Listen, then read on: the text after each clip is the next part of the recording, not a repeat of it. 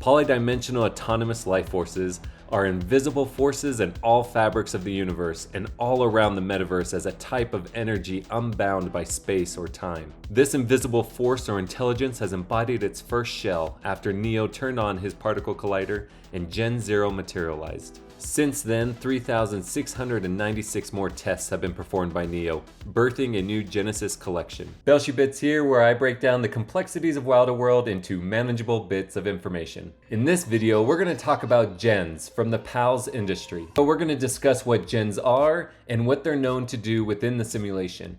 And then I'll be able to share with you the codes that Wes Wilder and I were able to gather after scouring through vast amount of transpondence. And with the help of our personal gens, we were able to generate insight on what we could possibly see materialize in the future. Gen is short for generator, the Genesis collection in the Wilder PALS industry, and the first bodies inhabited by PALS energies. Gens are multifunctional telekinetic life forms whose bodies appear as a fusion of solidified material chunks arranged in an orb-like form with various overlaps, layers, and intersections. Included within these layers are a number of reactor cores. On March 1st, 2023, any Wilder that held a Trinity was able to claim a gen. So what do gens do for the future of the simulation?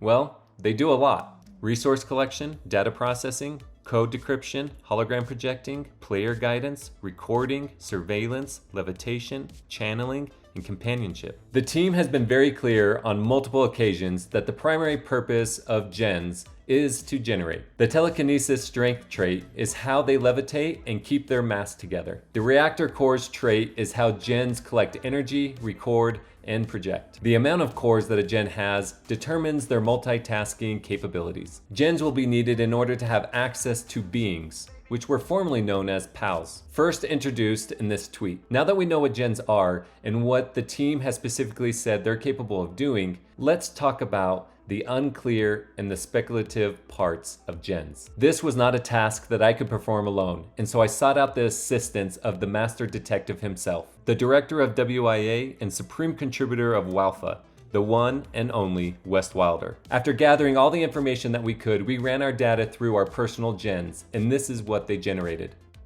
Gens are very important for land and gameplay mechanics.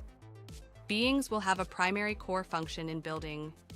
If you want to build, you are going to want a gen and being combo. Land mechanics going to send gen and being value through the roof. PALs are an integral part of building Wiami. The team trusts PALs to build the simulation over monkeys. Gens will be following your every move. Gens not like any other luxury asset and are going to be part of core mechanics. Gens will not be restricted by having fewer cores, just more means they will be better at stuff than others.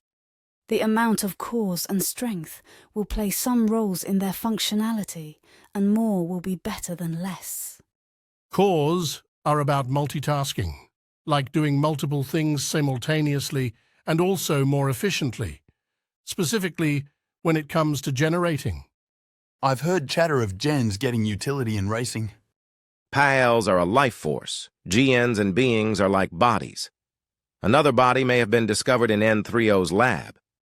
Anyone with a gen will definitely be at an advantage.